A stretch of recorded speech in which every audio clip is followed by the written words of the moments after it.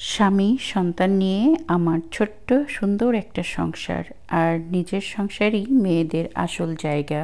পরিবারের সদস্যদেরকে সম্মান করা আমার দায়িত্ব। তারাও আমাকে আমার কাজকে মূল্যায়ন করবে। যেখানে আমাকে সারা জীবন থাকতে হবে, এই জায়গায় থেকে আমাকে যেমন ভালো থাকতে হবে, অন্যকেও ভালো রাখতে হবে। আর এই ভাবনা থাকলে আমরা সবাই ভালো থাকতে পারবো। আসসালামু আলাইকুম। কাছে এবং দূরে, দেশ এবং দেশের বাহিরে যে যেখান থেকে আমার আজকের ভিডিওটি দেখছেন, আশা করছি আল্লাহর রহমতে সবাই ভালো আছেন। আলহামদুলিল্লাহ, আমরাও ভালো আছি।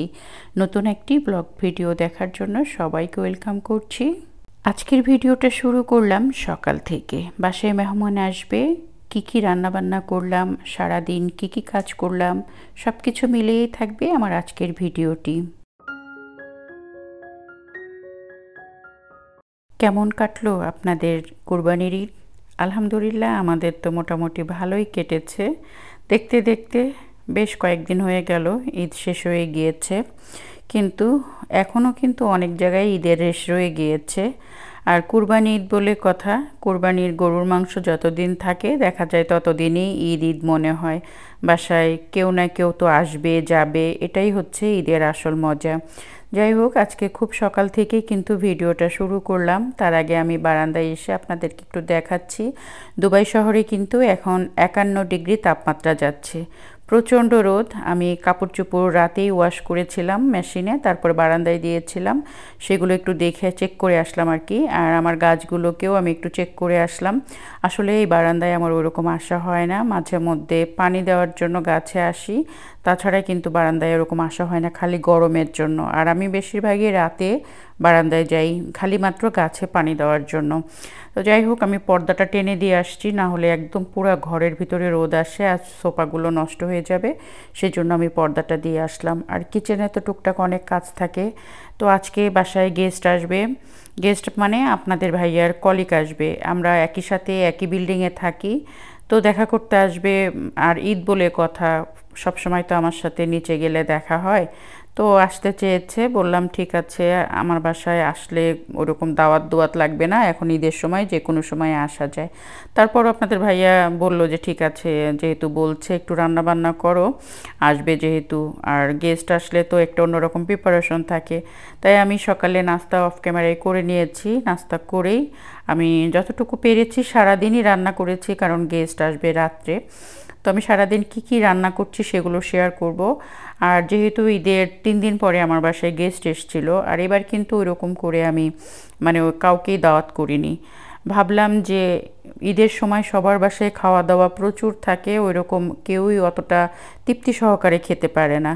তো ঈদের পর থেকে মানে 1 সপ্তাহ পর থেকে যদি দাওয়াত শুরু করা হয় তাহলে কিন্তু মানুষ খেতে পারে, আর যে রান্নাবান্না করে তারও কিন্তু ভালো লাগে। আমরা তো সবাই যারা আমরা গৃহিণী, আমরা অনেক কষ্ট করে সারাদিন অনেক রান্নাবান্না করি, আর সেটা যদি সবাই তৃপ্তি সহকারে খায় ভালো লাগে। তো এই যে আমি সকাল থেকে রান্নাবান্না শুরু করে দিয়েছি। আর আমি সুইট আইটেম কিন্তু ঈদের সময় বানিয়েছিলাম, আমার আগের ব্লগে আপনাদের সাথে শেয়ার করেছিলাম কি সুইট আইটেম তৈরি করেছি। সব কিছুই মোটামুটি আছে, যার কারণে সুইট আর আমাকে তৈরি করতে হবে না, শুধু আমি খাবারের আইটেমগুলোই সারাদিন যতটুকু পেরেছি আর কি তৈরি করে নিয়েছি।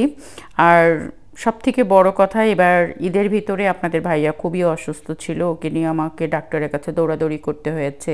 মেয়ের এক্সাম চলছে, মেয়েকে নিয়ে আমার দৌড়াদৌড়ি করতে হয়েছে। আমার নিজের শরীরটাও খুব খারাপ হয়ে গিয়েছিল, যার কারণে এবার কিন্তু ওরকম আর মানে অনেক কিছু চিন্তা করে রেখেছিলাম ঈদে এটা করব সেটা করব, ওরকম করে আর করা হয়নি।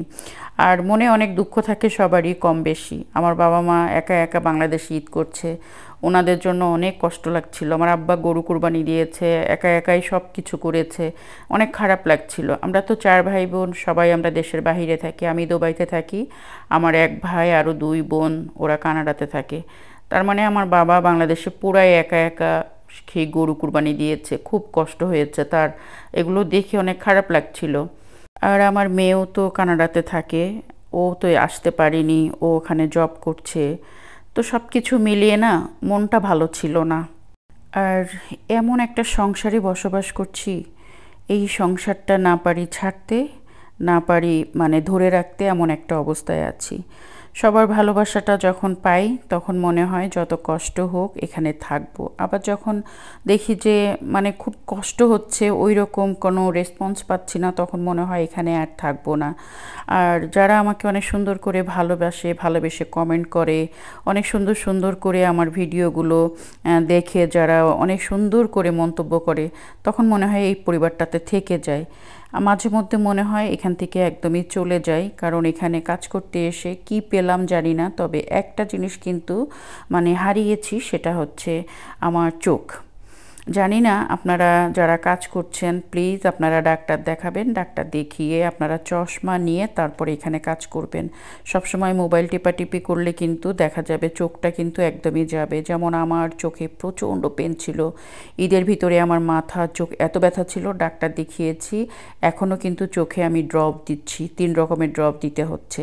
তাই মাঝে মধ্যে এমন চিন্তা ভাবনা মানে মাথায় আসে যে কি করব বুঝতে পারি না।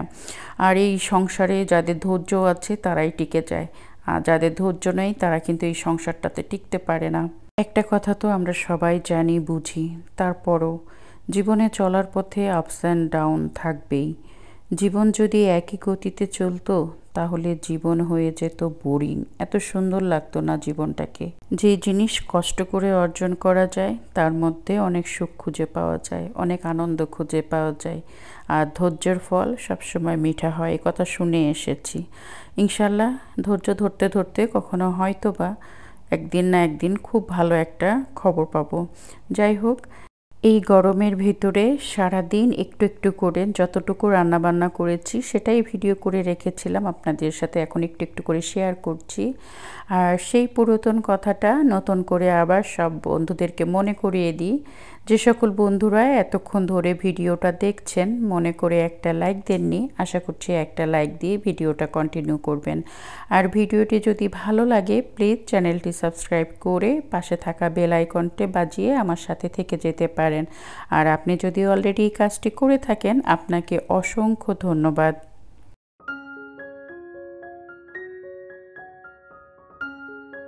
বাসায় মেহমান আসলে শুধু রান্না বান্না করলেই তো হয় না, একটু ঘরবাড়িও গুছাতে হয়। তো আমি চেষ্টা করি সব সময় যে আমার ঘরটাও যেন একদম পরিপাটি থাকে। আর আমার বাসায় সবাই যেহেতু মানে একদম পরিষ্কার পরিচ্ছন্ন থাকাটা পছন্দ করে, কেউ এরকম মানে নোংরা থাকে না বা নোংরা রাখা পছন্দ করে না। আপনাদের ভাইয়া, আমি বা নেহা, আমরা 3 জনই তো থাকি আমার এত বড় একটা বাসাতে। তো সবাই মোটামুটি যে কোনো কাজ করলে বা গোছানো না থাকলে যেটা দেখে, ওদের যেহেতু চোখের দেখে দেখে একটা অভ্যাস হয়ে গেছে, ওরা কিন্তু নিজের থেকেই সেই জিনিসটা গুছিয়ে রাখে। এলোমেলো হওয়ার কোনো মানে উপায়ই নেই, যেহেতু আমার কোনো ছোট বেবি নেই। তো সবাই যেহেতু বড় মানুষ, সবাই কিন্তু মোটামুটি অনেক পরিষ্কার থাকা পছন্দ করে এবং ওরাও কিন্তু অনেক সময় সব কিছু গুছিয়ে রাখে। তো মেহমান আসার আগে আমি আমার পুরাটা বাসায় সুন্দর মতো গুছিয়ে একদম পরিপাটি রাখার চেষ্টা করি।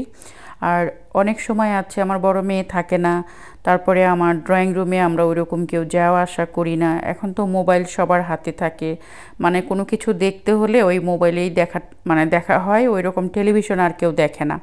তো সেই জন্য দেখা যায় আমার ড্রয়িং রুমটা সুন্দর গোছানো থাকে।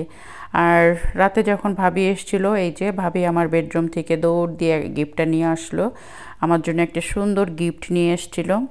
আর এটা হচ্ছে আমাদের পাশেই থাকে, মানে আমি 1 নাম্বার বিল্ডিংয়ে থাকি, ভাবি 2 নাম্বার বিল্ডিংয়ে থাকে।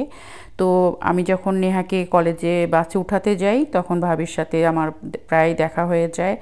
আর আপনাদের ভাইয়ার কলিগ, একই সেকশনে একই জায়গায় চাকরি করে। তো ভাবি আমার জন্য যে গিফটটা নিয়ে এসছে সেটা আপনাদের ভাইয়ার হাতে দিল, আপনাদের ভাইয়া খুলে সেটা দেখছে। আর এখানে সবথেকে বড় কথা কি, যে যার বাসায় আমরা বেড়াতে আসি না কেন, শুধু কষ্ট করে সারাদিন রান্নাবান্নাই করি, পরবর্তীতে কিন্তু দেখা যায় ভাবিরা যারাই আসে না কেন তারাই কিন্তু রান্নাবান্নাগুলো একদম সুন্দর মতো বেড়ে টেরে টেবিলটা সুন্দর করে সাজিয়ে ফেলে। এটা কিন্তু অনেক ভালো একটা দিক, আমার অনেক ভালো লাগে। আমিও সবার বাসায় গেলে তাই করি, সবাই আমার বাসায় আসলে একই কাজ করে। যাই হোক, আজকে সারা দিনের একটা ব্লগ আপনাদের সাথে শেয়ার করলাম, আশা করছি আপনাদের কাছে ভালো লেগেছে। ভিডিওটা আর বড় করব না, আপনাদের কাছ থেকে বিদায় নিয়ে নিচ্ছি। সবার সুস্থতা কামনা করছি, সবাই ভালো থাকেন, আমাদের জন্য দোয়া করবেন, আমরা যেন সুস্থ থাকি, ভালো থাকি।